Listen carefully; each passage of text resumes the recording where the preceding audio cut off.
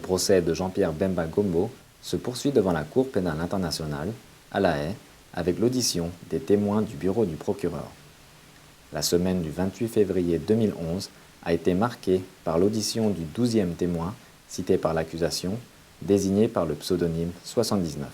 Jean-Pierre Bemba Gombo serait pénalement responsable pour avoir effectivement agi en qualité de chef militaire de crimes contre l'humanité, meurtre et viol, et de crimes de guerre, meurtre, viol et pillage, qui auraient été commis sur le territoire de la République centrafricaine au cours de la période comprise approximativement entre le 26 octobre 2002 et le 15 mars 2003.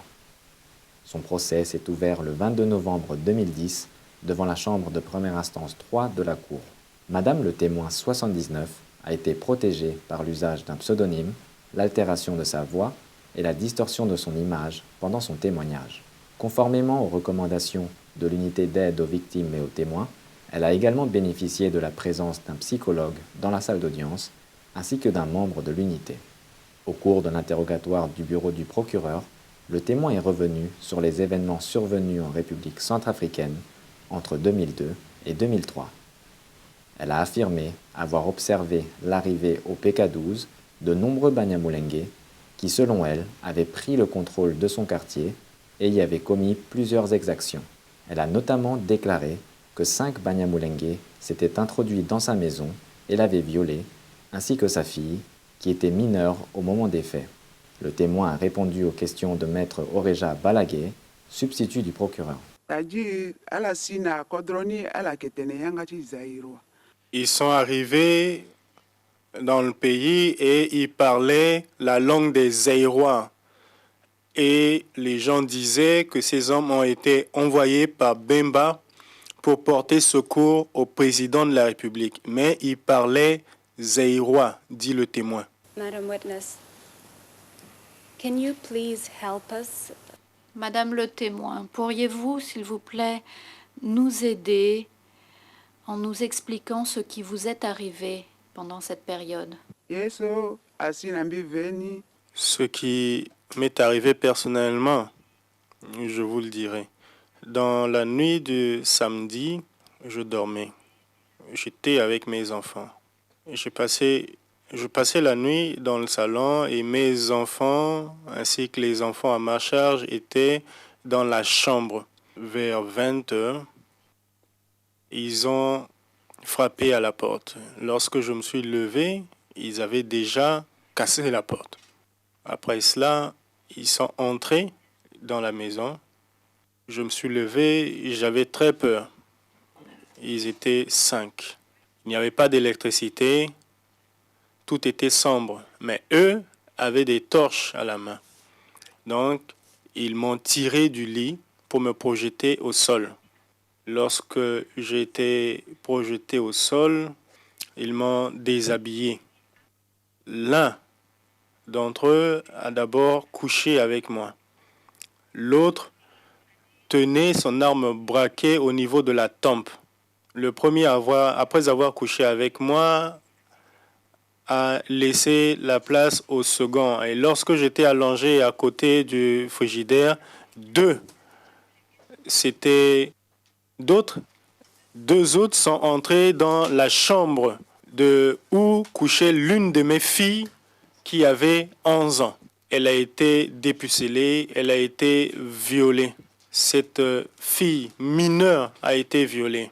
Et les autres enfants qui étaient dans la chambre voulaient crier et les agresseurs les ont menacés. Ne criez pas, sinon on allait tirer sur vous. Ils ont commis leur forfait et à leur sortie, ils ont pillé les biens. Ils ont pris les malles des frigidaires et même les biens de mes frères qui étaient dans leur maison. Ils ont pris tous ces biens-là. How did you feel? Quels étaient vos sentiments à ce moment-là, Madame le témoin?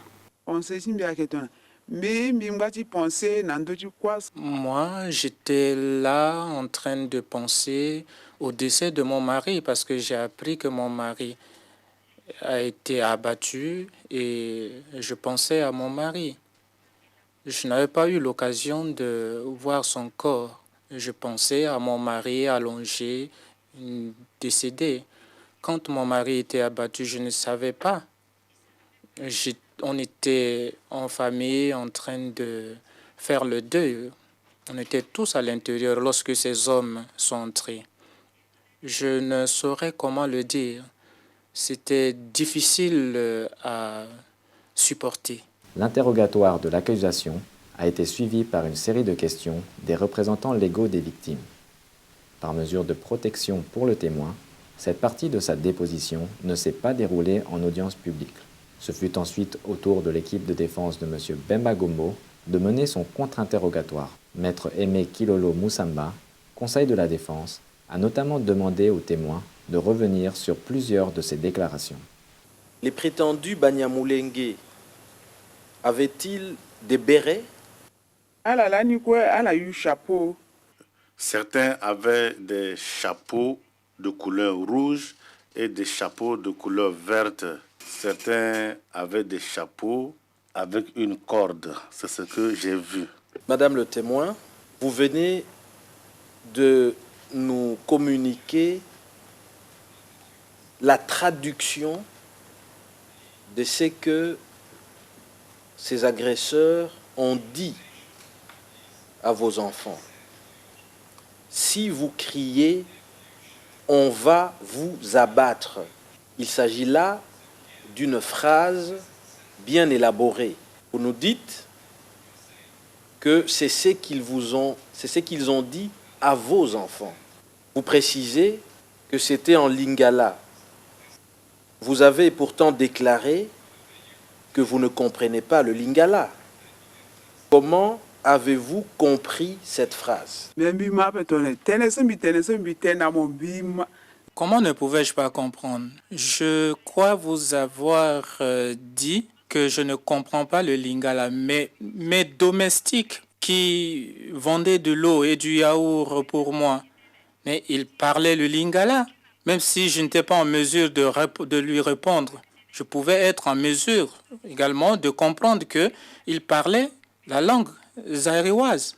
Mais quand il disait chut aux enfants, je pouvais comprendre qu'il demandait aux enfants de se taire, mais je ne pouvais pas comprendre la langue qu'il parlait. Vous aviez évoqué suffisamment le fait que Miskin et ses acolytes sont arrivés au marché à bétail et c'est par après qu'on vous a dit que ces personnes étaient des Banyamulenge. Qui vous l'a dit et quand? Est-ce que c'est après les événements?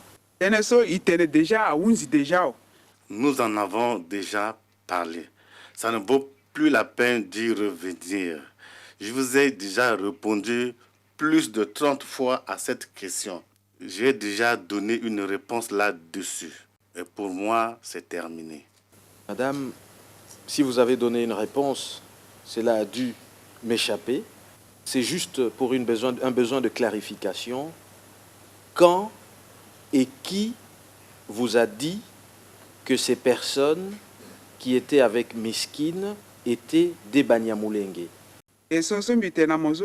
Je n'ai pas vu Miskin et les Banyamulenge aller à PK13. Le jeune qui est venu nous informer sur la mort des musulmans, c'est lui qui nous a informés. Il nous a dit que Miskin et les Banyamulenge ont tué beaucoup de musulmans là-bas à PK13. Il a promis revenir ici, revenir contre vous, les habitants de PK12. Ayant écouté cela, j'ai pris peur et je me suis réfugié à l'intérieur de la maison. L'ayant entendu en vain, nous on croyait qu'il allait revenir le lendemain pour tuer les habitants du PK12. Ce que je vous ai dit, c'est clair. Il n'est pas question de revenir et de tourner en rond sur une seule question qui est clairement expliquée. La prochaine audience dans l'affaire est prévue pour le lundi 14 mars 2011.